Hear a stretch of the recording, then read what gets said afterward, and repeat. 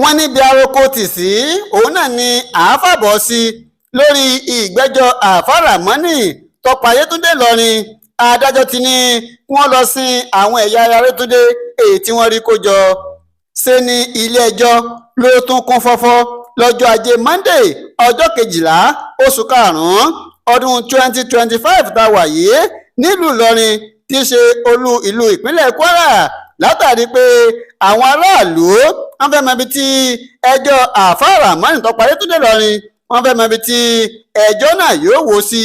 Ní nǹkan bíi aago 9 òwúrọ̀ ní adájọ́ Àjàyí ló jókòó tepọn sórí àga ìdájọ́ rẹ̀, léyìí tó jẹ́ pé láti nǹkan bíi aago 8 àárọ̀ ní àwọn agbẹjọ́rò ìjọba, àwọn agbẹjọ́rò òbí Yetunde àtàwọn agbẹjọ́rò fún afurasí márààrún ni wọ́n ti jókòó sí ilé ẹjọ́.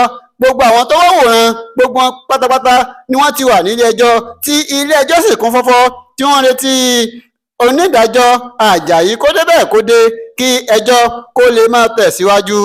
Nígbà tí adájọ́ Àjàyí bó ṣe jókòó lórí àga ìdájọ́ rẹ̀ náà ni ẹni tó jẹ́ agbẹjọ́rò àgbà tó tún jẹ́ mínísítà lẹ́ka ètò ìdájọ́ nípínlẹ̀ Kwara ló kó àwọn ẹlẹ́rìí mẹ́tẹ̀ẹ̀ta ló kó wọn wá láti wá jẹ́rìí tako Abdulrahman tó pa Yetunde nílùú Ìlọrin.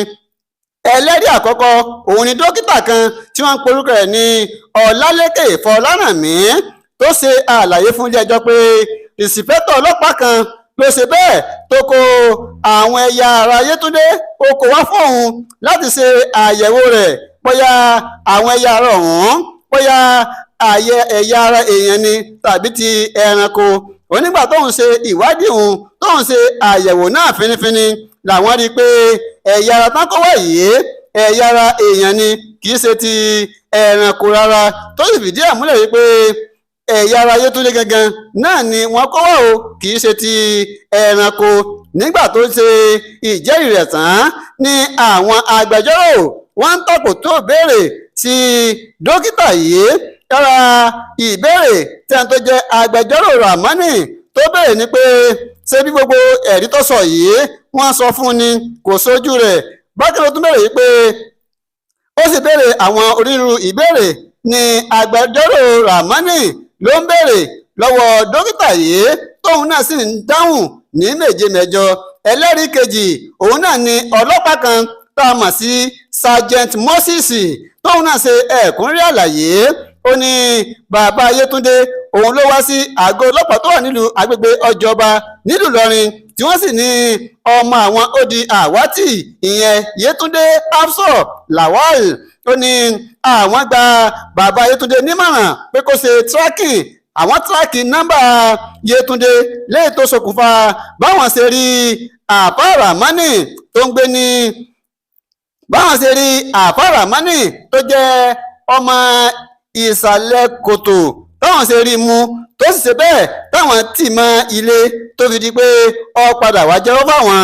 sájẹ́ǹtì Moses tẹ̀síwájú pé nígbà tí àwọn fẹ́ lọ gbo ilé Rahman tí ń gbé lágbègbè Olúnládé nílùú Ìlọrin, onígbà táwọn dé Ọ̀fà gáràjì ní Rahman ní ẹ dákun mo fẹ́ jẹ́wọ́ àmẹ́yìn nìkan mo fẹ́ sọ fún ìfẹ́ kí oníkẹ̀kẹ́ mọ́rúwá kọ́gbọ́n tí mo fẹ́ sọ fún yín. Òun bá ní ọ̀dà kò sí wàhálà, ọba pè òun sí kọ̀rọ̀ ní ibà ń sọ fún òun pé òun ti pa Yetunde.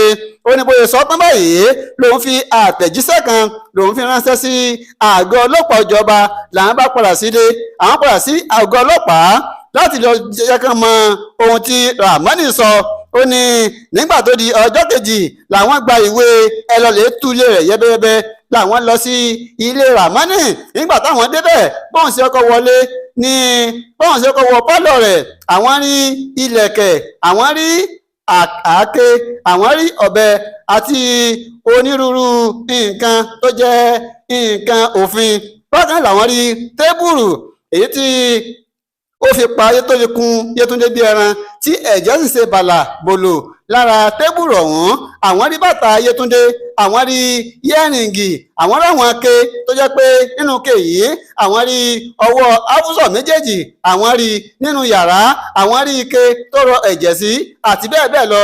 Báyìí ni ẹnì yìí ṣàfihàn àwọn fọ́nrán fídíò ibi tí wọ́n ti mú Rahman wọnú yàrá rẹ̀ pẹ̀lú jàlámíà àtọwọ̀ lọ́rùn rẹ̀ tí ìsìn ń tọ́ka tí wọ́n ń bèèrè lọ́rọ̀ yìí pé kí ní bẹnu kele yìí, kí ló wà ń bí yìí. Gbogbo àwọn ẹrù òfin yìí pátá ni ó ṣàlàyé bí àwọn ṣe rí. Àwọn sì padà sí àgọ́ ọlọ́pàá tí ń bẹ ní ọjà ọba. Bákan náà ló tún jẹ́ fún DPO yìí pé lóòótọ́ ni àwọn ti yanjú Yetunde. Làwọn bá pé bàbá Yetunde pé kọ́ máa bọ̀ wá o, kọ́ máa bọ̀ wá sí àgọ́ ọlọ́pàá.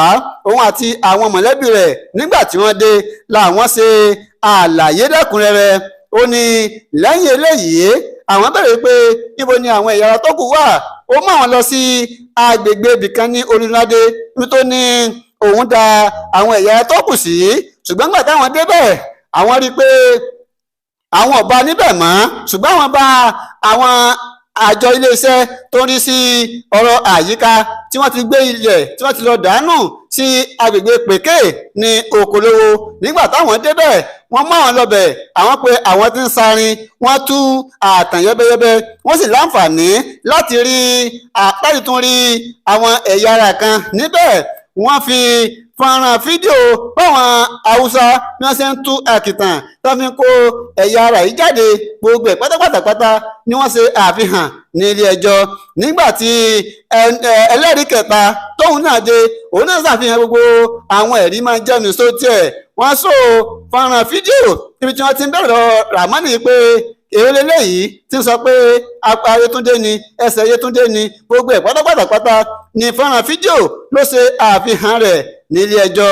Báyìí ni onídàájọ́ Àjàyí wọ́n gba gbogbo àwọn ẹ̀rí náà wọ́n gbà wọlé. Lẹ́yìn eléyìí ni ẹni tó jẹ́ agbẹjọ́rò fún ìjọba agbèfọ́ba tó tún jẹ́ agbẹjọ́rò àgbà nípínlẹ̀ Kwara ló béèrè wọ́n tọrọ ìyọ̀ǹda lọ́wọ́ ilé ẹjọ́ pé kí wọ́n jọ jáde kí wọ́n fún àwọn òbí Yetunde láǹfààní láti lọ lè sin àwọn ẹ̀yà ara èyí tí wọ́n ti rí yìí kí wọ́n lọ ṣe nílànà ti ẹ̀sìn Islam. Gbogbo àwọn agbẹjọ́rò yòókù ni wọ́n fi ọwọ́ sí. Báyìí ni adájọ́ ó ti sún ẹjọ́ sí ọjọ́ mìíràn, ó sún sí ọjọ́ 21 oṣù karùn-ún ọdún 2025 tàwa yìí gẹ́gẹ́ bí ìdájọ́ yóò sì máa tẹ̀síwájú bí bá ṣe ń lọ lágbára Ọlọ́run ọba àtótó ayére. Wọ́n mọ̀ fi ṣe kí ni àníjẹ́kẹ́ tí ń di sí ẹ ṣe ṣeun tẹ́ ń gbọ́ wa, a ò ní fojú sunkún ọmọ wa kò ní bọ́ sí ọwọ́ lọ́wọ́.